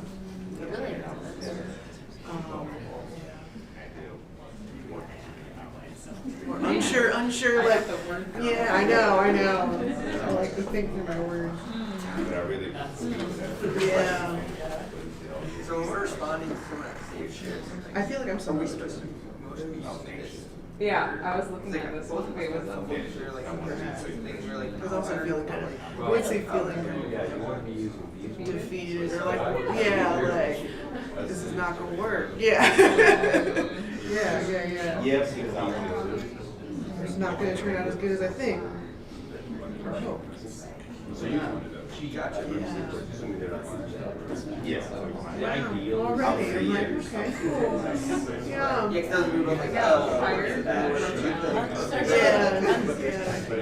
That's a good point. It's tired more like that was a good question. What's the emotion?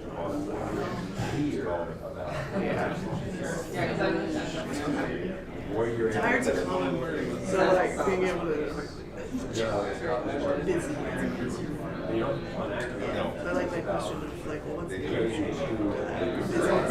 Busy. Frustrated, busy.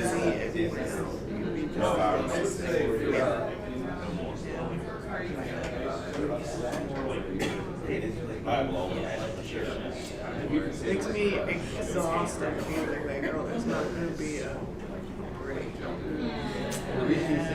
Yeah. And it comes away.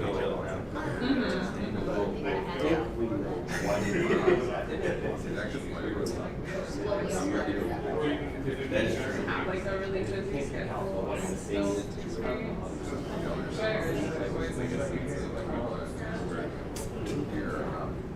Yes.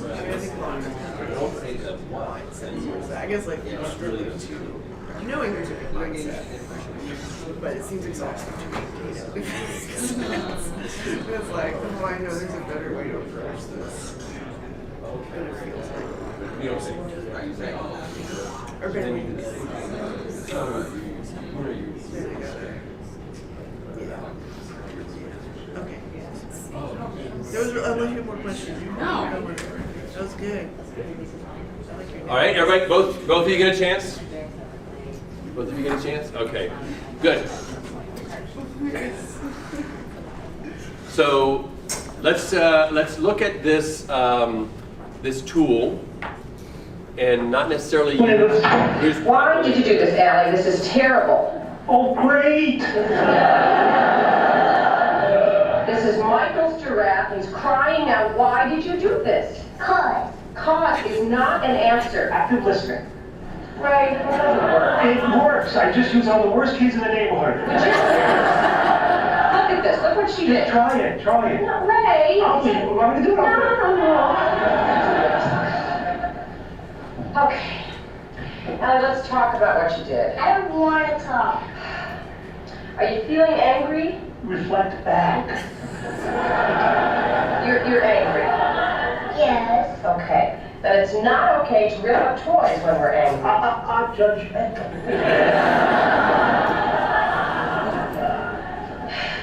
You are angry because Because it used to be your toy. Yes.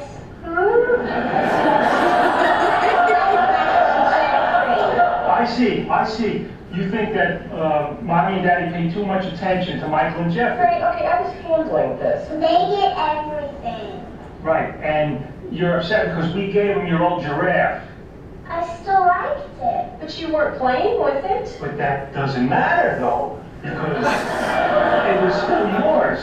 And you're mad because we gave it to Michael without asking you, right? Right. Well, Mommy and Daddy made a mistake. And everybody makes mistakes, right, Mommy? Yes. You feel better now, Alec? Yes, can I have the giraffe? Well, it's broken, honey. I know, I want to try to fix it for Michael.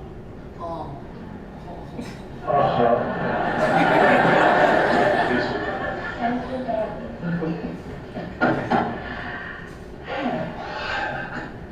See what I did there? Yeah. Can't believe it. It's pretty amazing. You did it. Anything else need taken care of while I'm around? Yeah. What? What's the matter? Nothing with you, obviously. Don't go by me. I'm a natural.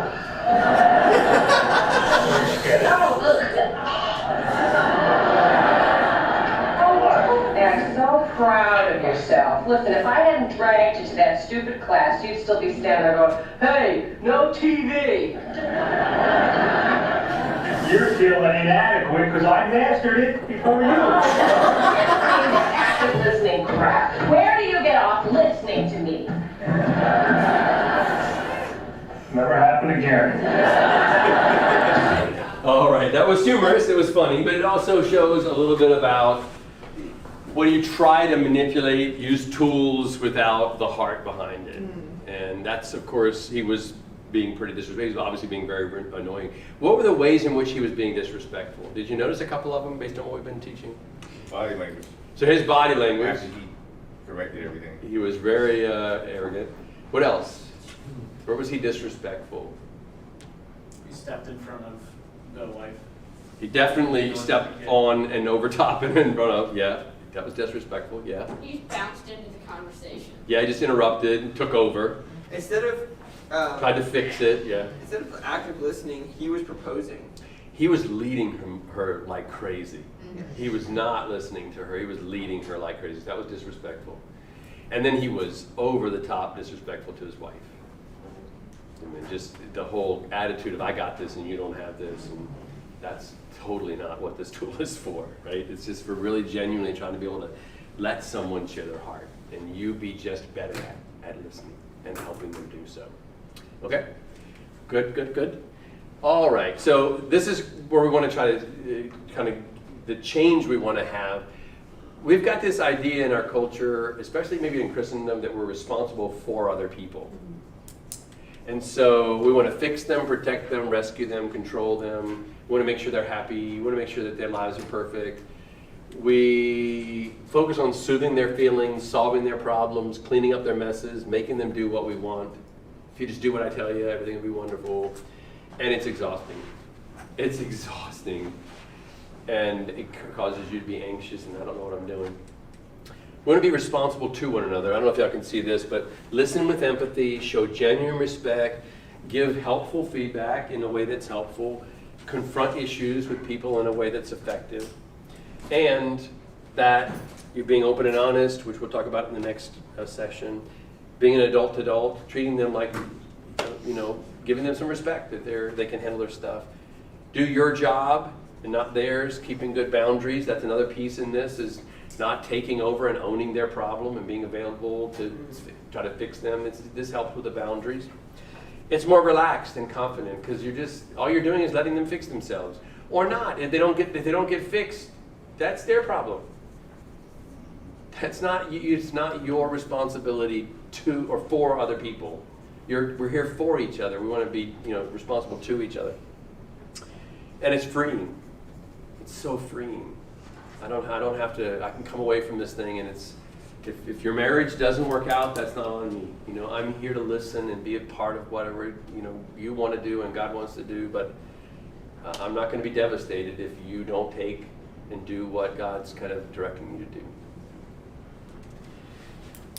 So, how do we take this to the next step? So we've heard their issue, we kind of sense, they've said, yes, you get me. Now, how do we help draw this a little deeper?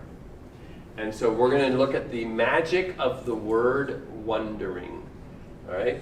This is a way that we can connect deeply with something that they care about, this idea of wondering. And we show that we care enough to wonder with them, to wander along in this, this exploration with them. And let's just look and see how people, this isn't a mall, and we're asking people, what are you wondering about? The kinds of questions that people on the street are already wondering about.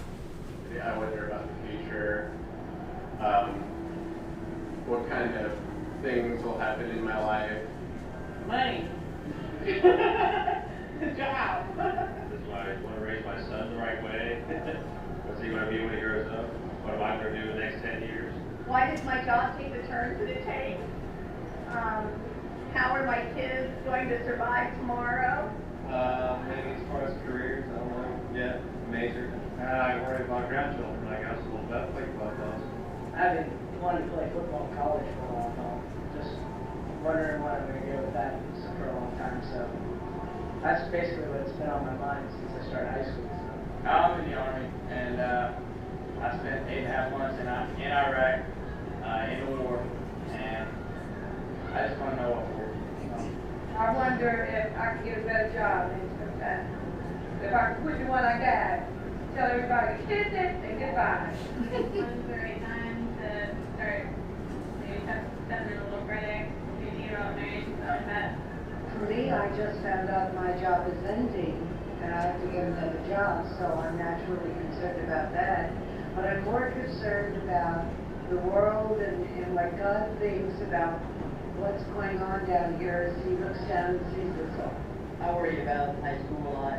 I need to always stay on the spot, keep my grades up, make sure I'm doing everything right. I'll get to Italy this year. Children, decisions, finances. What I worry about is dying, because it almost happened.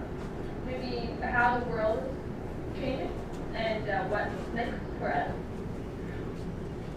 Did you notice anything interesting about the kinds of things that they mentioned? What kind of things did they mention? Children, work, life, money, yeah. Did you notice anything unusual about their response? Because most of it was focused on what future could happen in a somewhat negative way. Yeah. Here's the thing. People wonder about what they're worried about. So if you said, what are you interested in? What are you thinking about? If you used a different word, they might say, how are we going to get nuclear fission to work? That'd be so cool. Or they might say something that they're interested in. But when you say wonder, what are you wondering about? Typically, people connect that to worries. And so why that word is so powerful when you're listening to people is that instead of saying, what are you worried about? You're wondering, what are you wondering about? I wonder about this. I'm wondering about this. As you're talking, I'm wondering about this. Then that gets them in a place of what they're really worried about. And so it starts to open up and take the conversation a little deeper. So wondering is the best way to move from empathy to action, to start to think about, well, what are they going to do? How are they going to go further and deeper? It shows you care. So when to wonder with people, when they've been talking back and forth and they're sort of unfocused or they're talking in circles. And you might use a wondering question to help get them on I'm wondering which one of these things is the most important to you. Well, I'm wondering, what you're thinking about that you might do, or how you might respond to this. So if they're unfocused, if they need help identifying the real issue on their mind. So I'm wondering if it's this or if it's that. I'm wondering if it's really your grades or if it's more how your parents are going to respond to you, how they treat you, I'm wondering what's really going on, what you're really the most concerned about. What's the real issue? They're considering taking a risk or making a significant life change. Somebody comes to you, they're in their senior year, and they say, I am thinking of joining the circus. I'm quitting all this, I can't take it, always wanted to be in the circus anyway. I like that vagabond life, and so I'm going to quit my degree and go into the circus. What do we typically say? Don't do that. Yeah, are you crazy? That is the stupidest thing I ever heard. Or, just tough it out. Just 6 more months and you got your degree, you can go into the circus after that. You're giving them a solution, right? What if you were to say, just as you're saying that, I'm wondering what life's going to look like 4 or 5 or 6 years from now if you took this path. I'm sort of wondering what would happen. What would happen if you get injured doing that? Or I'm wondering, and then let them connect the dots and say, well, if I had the degree, then I could go back and I could actually be an accountant. But I would prefer to be a trapeze artist. But you're wondering. You're not telling the answer. You're wondering, and you're doing it. Dating. I'm going to start dating this non-Christian. What do we say? Well, we got the Bible verse, right? Unequally yoked. Oh yeah. Scripture says, don't be unequally yoked. Man, I'm glad I came to talk to you. That solves everything. Now I'm going to just break up with that person. No, their emotions are all tied up. Their infatuation, their hormones, everything's going running rampant. What if Matthew said, I'm just wondering what that's going to look like 5, 10 years from now when you have kids and you're trying to figure out, do you go to church or not? I'm just wondering what that looks like. Now you get them thinking about the things that decision might impact them. Okay. And you leave the control into their court. It's not on you. You're not telling them what to do or not to do. You need a fresh perspective on an issue or a problem. You'll just wonder about that. I'm wondering why that bothers you so much. What you've been telling me. Maybe that'll give them a little bit different perspective to come at the discussion. Or if you're missing information. So I'm wondering when this is that you're talking about. Oh, well, this is when I was 7. Okay, now I get it now. And now we're talking about that stage of life. But you're wondering instead of interrogating. Oh, when was this? I'm just wondering when this is going on in your life. All right. So, great wondering questions. Do this. They're non-threatening. I'm wondering if you realize how stupid that is not a good wondering question. It's quite threatening. They're open-ended. I'm wondering if you've thought about this. Yes. Okay, no, that's a bad question. I'm wondering what's going to happen. I'm wondering what that looks like. So it's open-ended. So it gets them to continue talking, right? You want to show genuine humility. If you're not really wondering, if you know this is the stupidest thing that they've ever done and that they're going to ruin their life if they do this, then you're not actually showing genuine humility by saying anything next. Genuine humility says, I do wonder. You don't know. By the way, you don't know. The person that they just started dating gets saved tomorrow. You don't know that that's not going to happen. You don't know that the circus thing they're going to be a star. They're going to actually be the head of the circus. You don't know that. But there are, statistics and things, and we should wonder about how this is all going to turn out. So it does show genuine humility when you actually do wonder with them.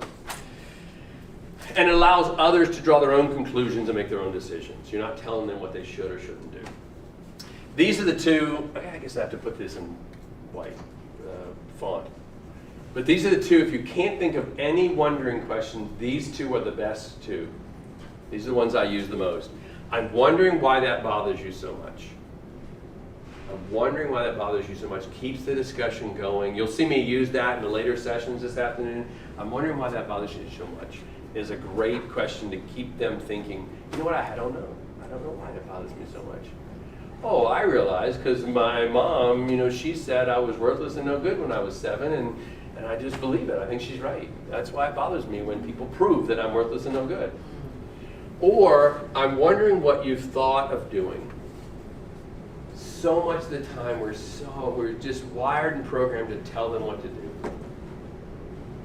Why start there? Well, they came to me for advice. I know you think they did, and they think they did. But you want to teach them to be more resilient. That's part of our problem in our culture. We have no resiliency because everybody's fixing everything for everybody, and everybody's making sure that they have no issues going on in life. We used to have helicopter parents that helicoptered in and solved the problems for their kids.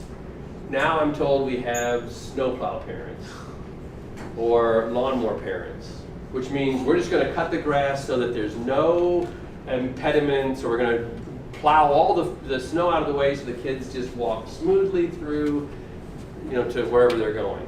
And that's not helpful. If we don't teach people how to skin their knee and get a D and deal with life and be, have somebody not like them, that's not healthy. Okay? So instead of telling them, you should do this, this, this, and this, say, I wonder what you've already thought of to do. Well, maybe I should. And you do get this. I don't know, that's why I came to you. Okay, that means that they're still emotional and flooded, right? So then you got to keep talking so that they can get back in the objective, rational place where their prefrontal cortex can engage. But how many times are they going to say, I should talk to him?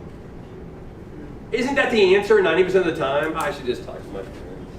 I should just talk to my husband. I would prefer just to complain to you, but I probably should just suck it up, which is the whole next session, learning how to go back and talk to them in a healthy way. But ask them. Most people have ideas. And then if they say, well, I don't know, then do this.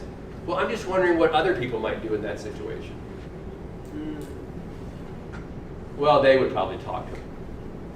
What do you think? But instead of telling them, so as soon as you tell them, then you're still in control.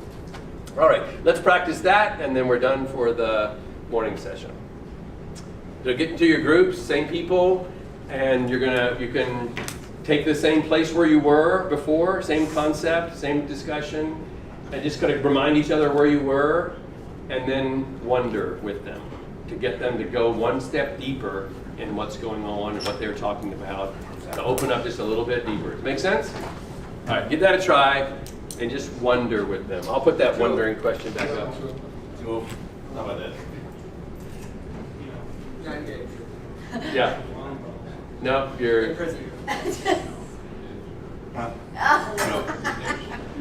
Yeah, if you're the listener, leaning back is not engaged. You don't have to lean all the way forward, but be present. Leaning back says, no, I'm here, but I'm not there. All right?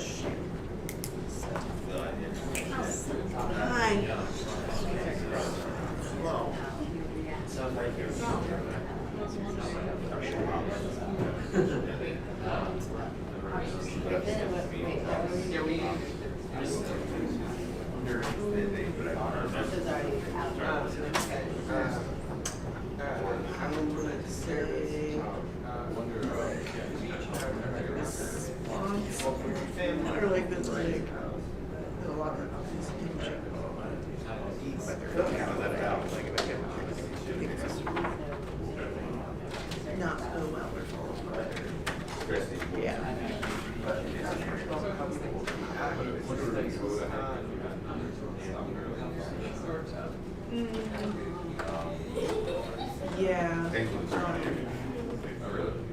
Unresponsible, we're just not capable, we're just not able to do that.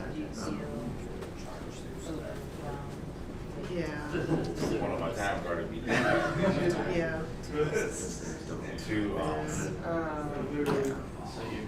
just showing us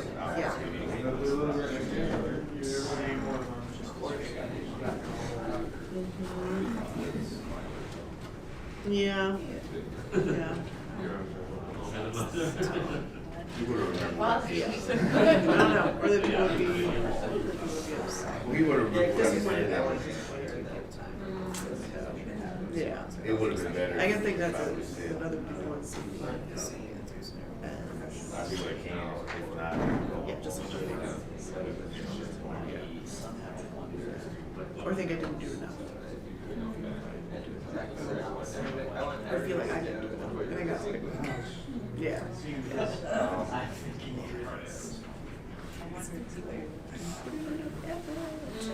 Yeah.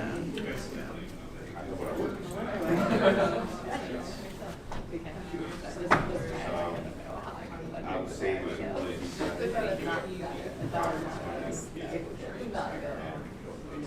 A certain number of days now. Yeah. I think it's tough because it's all like a mental game. A lot of it's like a mental game, but They'll push it boundaries. I would say I would try it. Well, like I said, you don't know. I think recognize like something along those lines of like it would be like okay, or they're not responsible for those outcomes.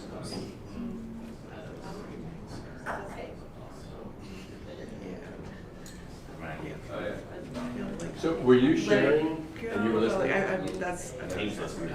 He was listening. Just recognize it's really hard to like. Or like, so I can't let the responsibility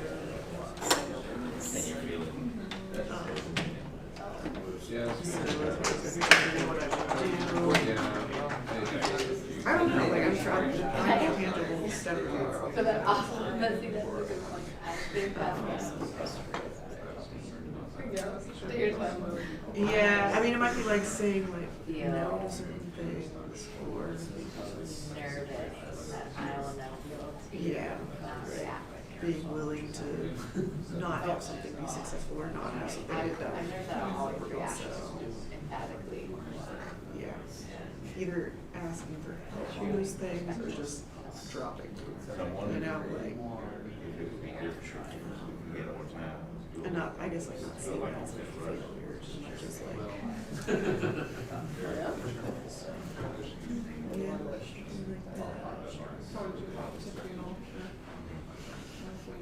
So do I. So I'd like to feel. I guess like that's okay.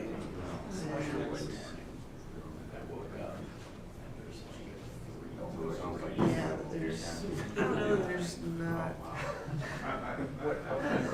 Yeah. It's okay to do that, and it'll be taken care of. I think that's the thing, but whatever it is, will either be taken care of or doesn't need to be taken care of. Yeah.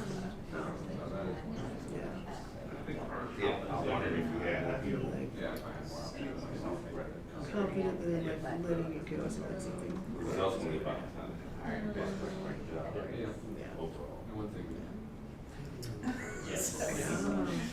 Okay. So, I was trying to draw back some of your. I like that. What was your? Was the.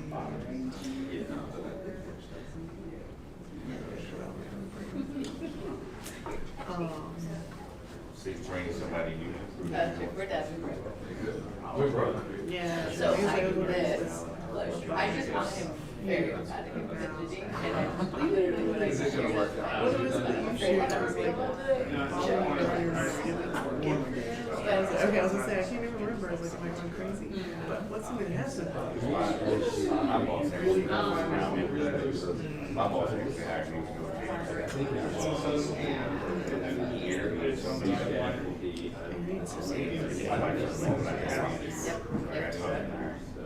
yeah, like oh, I'm not sharing, you're not being open, and all this. Yeah, what do you think about, maybe we'll start there. What do you think bothers you about that, like, idea that, oh, I'm not really being honest with my emotions or yeah. Not all. I think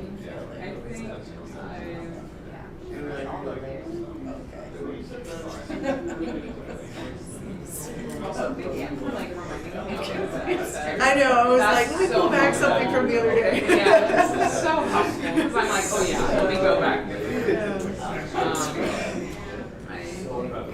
I like just reflecting on part of it is, when I feel like grief, I don't feel like as like resourced and like thought of, I guess.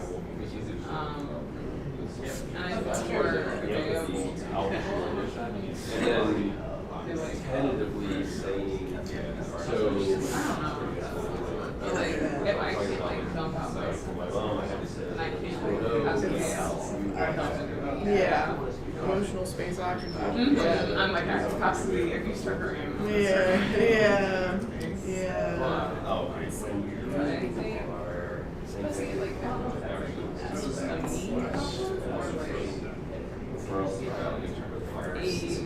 It's like human psychology sort of thing. Yeah. If I'm just like doing that myself, so I'm like not letting the experience Like when you don't get a chance to share, like we would go maybe I should start like just see. Yes. And I was thinking about it as you were like sharing, I was like, you know, I always feel like I'm on the story, like trying to be and she was sharing me like a super story, and I'm looking at my watch, and I'm like, I want to go see my high school. And like, it's like a heavy stuff. And knowing like about that, then I feel like I could share with you all sharing now. I feel like I've understood it, and I think then like the second someone else decides to tell me something wrong, it's like hard. Like we were talking about like the guy sitting in the show, like they just like hold stuff. I just want to be able to like sit with stuff. Like there's something that's like emotionally weird. It sounds like maybe you feel like you're obligated, like when that happens, when somebody comes and talks to you. I guess I'm wondering what you think what I'm wondering what you think your response should be. Like what do you think your response should be?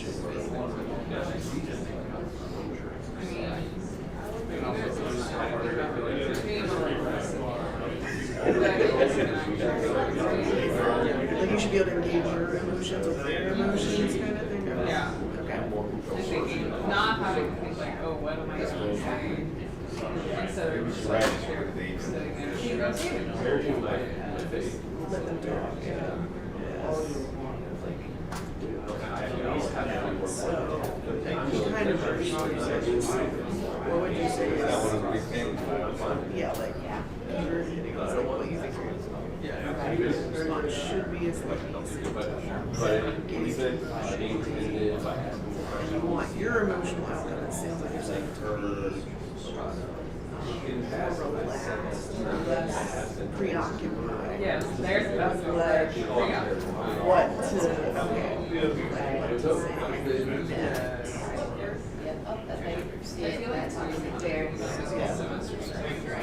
And she, like when I'm in school, like I'm so satisfied with every wrinkle. That even like, oh, not for like emotionally. All right, let's wrap up here. Hopefully everybody got a chance to wander with each other. I was wondering if y'all would do that well, but it seems like you did. Wander. Yeah. Oh, did y'all wander? Did some of you wander? You were supposed to be wondering. It reminds me of like I have a question with that. Can you say? All right. Okay. Yes. Go ahead. What's your question? Can you use too many I wonder statements? You can. You were wondering if we could get that way. I was wondering. So you'll see as you're kind of going along, you'll see you do one or two, and then you'll just change it up to be, and it'll become more natural to just allow them to keep talking. But all you're trying to do is to create an environment where they feel safe to share their story in detail, right? I'm just giving you like a little framework to get started. So it seems like you're pretty upset about that. So I've had people where I would say that, and they would talk for 45 or an hour. Because they knew that I was safe, and they knew I cared, and they just wanted to have somebody to share their story. So it's like, okay, well then they didn't need the tool at all. The tool was, we just sat down and they talked for an hour with nonstop. That's fine. This is more of, okay, they don't know if they can trust me. They're closed off. They don't feel safe. How do I help them start? How do I help them get going? And you'll find that I'm telling you, the body language is the most important thing you'll learn. Honestly, if you genuinely care and you genuinely show that in your body language, they'll keep going. It seems like you're pretty upset about that. And like if it's a husband and wife or a couple that are arguing or something, being able to for the other spouse to say, wow, he really does understand what he did and why it bothers me and what's going on. That's another value for this. But again, it's just getting them started. It's getting them started so they can share their story. So yes, you can use, well, I'm wondering, and they'll get, what do you mean you're wondering? You know, what's going on here? Are you playing me? No. You'll just be more natural after you get the conversation going. But yeah, you can definitely 4 or 5 in a row, and it seems like a little bit unnatural. Yeah. And it might be that you might recognize that, hey, that person is really still hurting so much that they can't share. Although I have not seen that, what I typically will see is, they don't trust me yet. This is about me. Maybe my heart's not in the right place. And you might just start praying, God, get me my heart in the right place. Or maybe you're not the one that can listen right now. And that's where, if you're thinking about emotional health of yourself, if you're triggered by what they're saying, if you're closed off by what the story, then you might not be able to help them. And that's okay to say, hey, it seems like this is really, really important, and I want you to get all the attention that you need. Right now, I'm not the one that can help you because this is really bothering me too. I've got my own baggage, and I want to care about you enough to help you get to somebody who can help you. So that's sort of the self-care piece of it. You're not responsible to carry. If you're not healthy with it, it's fine for you to hand it off to somebody else.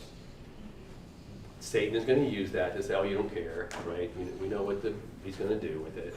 Well, you didn't care. No, I was hurting. I care desperately. That's why I got you to somebody who wasn't triggered by what you were saying.